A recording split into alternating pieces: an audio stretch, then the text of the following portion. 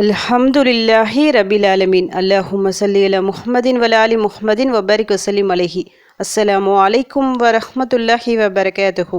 Welcome to voice of ஈமான். எல்லாரும் எப்படி இருக்கீங்க? நல்லா இருக்கீங்களா? அல்ஹம்துலில்லாஹ். அல்லாஹ் சுப்ஹானஹு வ தஆலா உங்களுக்கு நீண்ட ஆயுளையும் ஆரோக்கியத்தையும் வழங்க வேண்டும் என்று துவா செஞ்சு ஆரம்பிக்கிறேன். அல்லாஹ்வால் கண்ணியப்படுத்தப்பட்ட பாக்கியமான ரஜப் மாதத்தில் தான் இன்னும் நாம் இருக்கிறோம். அல்ஹம்துலில்லாஹ். நமக்கான வாய்ப்பு இது. வாய்ப்பை சரியாக பயன்படுத்தி கொள்ளவும்.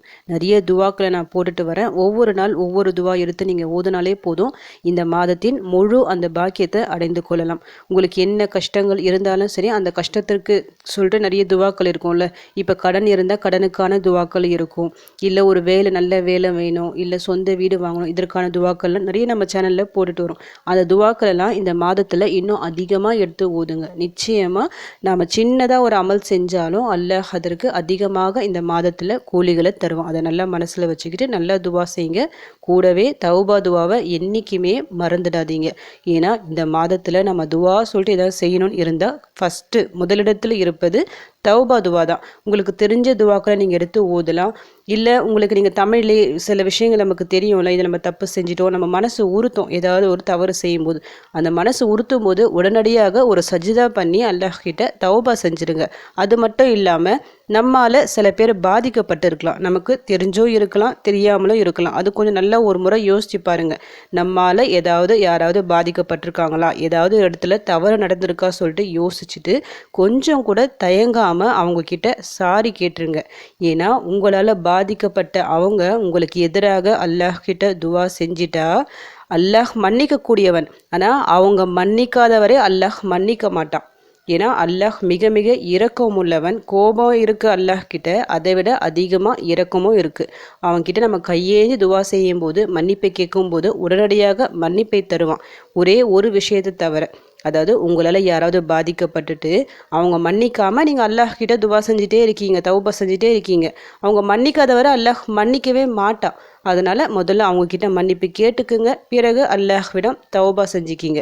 ஏன்னா உங்களுக்கு எதிராக அவங்க துவா செஞ்சுட்டா அல்லாஹ் சுப்ஹானஹு வ தஆலா உடனடியாக அதை ஏற்றுக்கொள்ளுவான், நிராகரிக்க மாட்டான். ஏன்னா எந்த ஒரு திரையும் இருக்காது அந்த ஒரு துவாவில். அதனால் எப்போவுமே நாம் பயப்படணும்.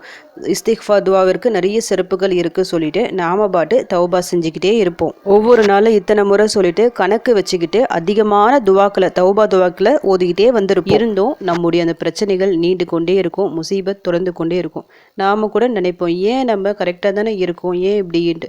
அதற்கு பின்னாடி இப்படி ஒரு விஷயம் இருக்கலாம். அதாவது நம்மால் ஏதாவது ஒருத்தவங்க பாதிக்கப்பட்டிருக்கலாம், நமக்கு தெரிஞ்சோ இருக்கலாம். சில விஷயங்கள் சின்னதாக நமக்கு தெரியும், இது சின்ன விஷயம் தானே, ஆனால் அவங்களுக்கு அது பெரிய விஷயமா இருக்கலாம். அதனால் நல்லா ஒரு முறை யோசிச்சுட்டு நீங்கள் தயங்காமல் சாரி கேட்டுருங்க. இப்போ நம்ம சேனலில் இந்த ரஜப் மாதத்துக்கு சொல்லிட்டு நிறைய துவாக்களை, சிறப்பான துவாக்களை நான் போட்டுட்டு வரேன். அந்த வகையில் இன்றைக்கி நான் ஒரு மிக மிக சிறந்த ஒரு துவாவை சொல்ல போகிறேன். சில துவாக்கள் சின்னதாக இருக்கும், ஆனால் நிறைய பலன்கள் நமக்கு தரக்கூடிய மாதிரி இருக்கும் பார்த்தீங்களா. அது போன்ற துவாக்களில் இந்த ஒரு துவாவும் ஒன்று. இந்த மாதம் இல்லை, நீங்கள் பொதுவாக எல்லா நாட்களிலும் ஓதிட்டு வரலாம். இந்த மாதத்தில் கொஞ்சம் அதிகமான எண்ணிக்கையில் ஓதுங்க.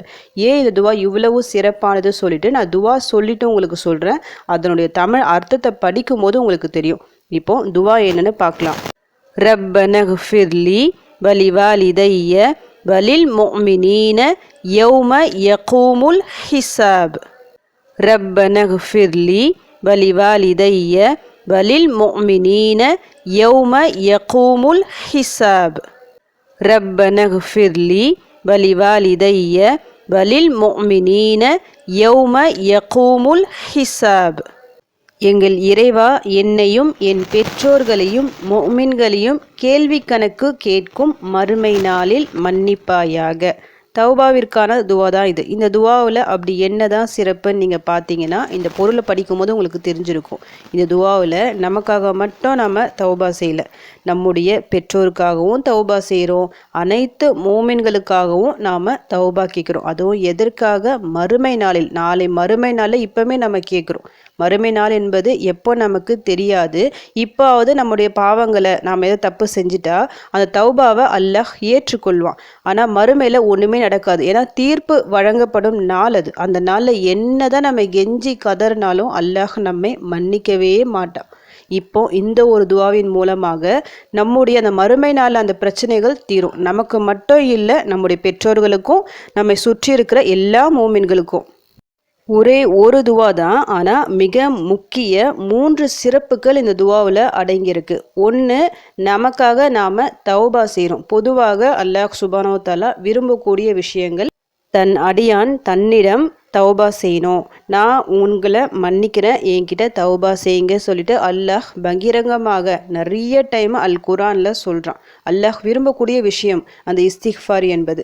இந்த துவாவில் முதல் வார்த்தையை நமக்காக தௌபா செய்கிறோம். ரெண்டாவது என்னது, நம்முடைய பெற்றோர்களுக்காக அல்லாஹ் சுப்ஹானஹு வ தஆலா அல் குரானில் சொல்கிறான், உங்கள் பெற்றோர்களுக்காக நீங்கள் துவா செய்யுங்க.